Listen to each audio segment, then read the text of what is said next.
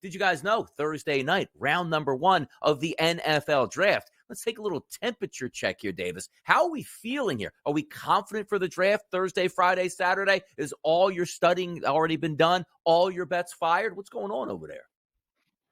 I mean, I think most of my bets are fired, although the 48 hours leading up to the draft is where we start to get real concrete leaks. Most of the stuff we've gotten up to this point is agent information, that is it's out for a reason, right? One way or the other, the agent wants his guy to this team, doesn't want his guy to this team, is trying to get his guy boosted up.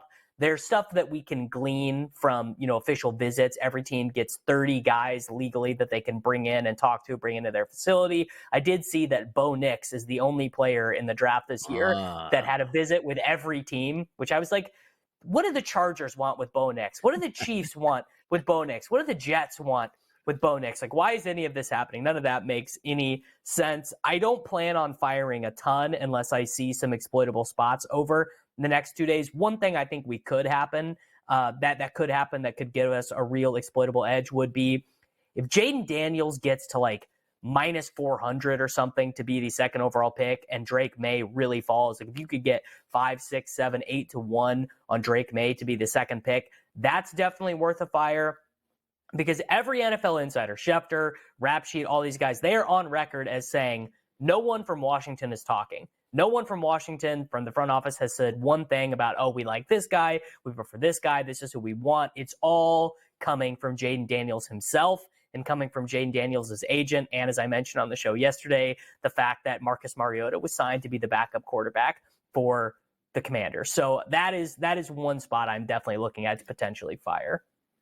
And also, it has been kind of odd because Washington brought in multiple quarterbacks for a night out of fun, and Jaden Daniels and his agent didn't really appreciate that night of fun. So certainly some other smoke screens going around. But let's take a look at yesterday. A tweet that came out from Ian Rappaport, which we probably expected this, right? Former Jets starting quarterback and number 2 pick, Zach Wilson, on the move, traded to the Broncos here, hoping for a fresh start. Now, the deal includes a late-round pick swap, a 6th for a 7th, and the Jets will pay some of Wilson's roughly $5.5 million salary. Talented kid nonetheless, hasn't worked out in the NFL. Maybe a fresh start under a quarterback guru can do him some good.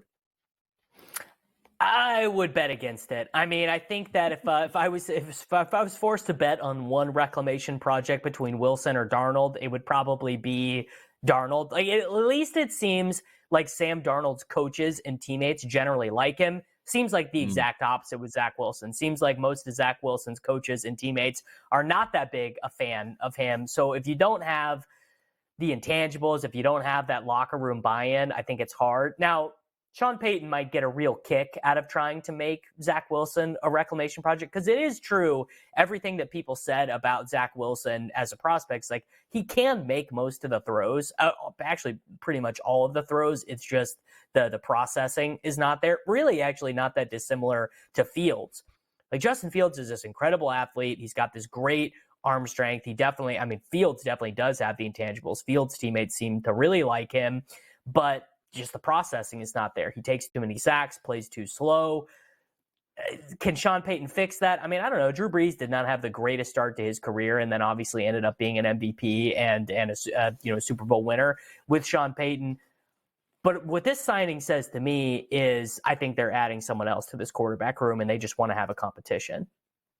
And by the way, if anybody remembers Zach Wilson, and you're talking about being liked by your teammates, Zach Wilson got benched, and the team entirely wore Mike White shirts on a plane with Zach Wilson still on that plane. Tough scene all the way around for Zach Wilson. Made a lot of money, hasn't done a lot in the NFL, and we'll see if maybe he can continue or resurrect, we should say, his career out in Denver. Let's take a look at the draft. Now, so much focus for us, Davis, obviously, and rightfully so, on the top 10. Movers and shakers in the quarterback position, who's trading up to get their franchise guy, who's going to get their franchise wide receiver, offensive lineman. You get the point here. 11 through 20 here, which starts with the Vikings, Broncos, Raiders, Saints, Colts, Seahawks, Jags, Bengals, Rams, and Steelers. Can we get some fireworks in this area? Or more importantly, of those teams, who's poised to move up and grab their franchise guy? I mean, I think there are two teams here who are really poised to trade up. It would be the Minnesota Vikings that added pick 23, so they have pick 11 and they have pick 23. via the Jimmy Johnson trade value chart that should be able to get them up to 4 where the Cardinals pick, that should be able to get them up to 5 or 4 where the Cardinals pick, 5 where the Chargers pick. Now, there's a real scenario where the players there are so good, they just might not want to trade, right? The Cardinals might be like, yeah, sure, you can offer us this value, but we just really want Marvin Harrison Jr. We think Marvin Harrison Jr. is immediately going to come in, be one of the 10 best wide receivers in the NFL. We've already got our quarterback that we're paying a bit, so much money to. Like, let's just go ahead and do this pick. And the Chargers, I could see Jim Harbaugh and the new front office for LA just being like, you know what? We're old school. We want our guy. We are just taking Joe Alt. I suppose the fact that the Chargers don't need a quarterback and that the Chargers also might just be like, you know what? We don't really care about wide receivers either because we're going to hand the ball off 600 times this upcoming year. So we don't really care that much about getting Malik Neighbors. Maybe we will go ahead and do this trade. I think ultimately the trade that makes the most sense for both sides is 11, 23, and a future something, maybe a future third, maybe a future second, to get to 5 where the Chargers are picking. The Minnesota Vikings select J.J. McCarthy. There also is a chance, I could be very wrong about the way that the NFL is viewing Drake May. I think Drake May is the second best quarterback. We're going to talk to Phil Simms about Drake May and these quarterback prospects later in the show. But there's enough chatter out there that the NFL does not love Drake May as much as I do. If the Vikings could get Drake May at 5 and do this trade, I mean, that totally, I think, to me, changes the direction of their franchise. That makes them capable, I think, of winning that division. I mean, I guess the difficulty is Caleb Williams is way better than Drake May and is going to be going to the Bears in that same division. But if they really, it's as black and white as this. If they can get Drake May with their available draft capital, you got to do that. You don't even think, you put the call into the commissioner's office and you get Drake May. We know the big-time quarterbacks here that we're expecting to go possibly in the top 5, but other guys that had great college careers, which includes Bo Nix and Michael Penix Jr. Not a lot of hype on them over the offseason. So the question's going to be, each one of their draft positions is listed at 32.5, which means somebody is probably going to trade back up into the first round to grab those 2 guys. If we're looking at Michael Penix Jr. and Bo Nix, who's the first quarterback off the board between those 2 guys? Yeah, I disagree with the market here. I've got the Bo Nix side of this one.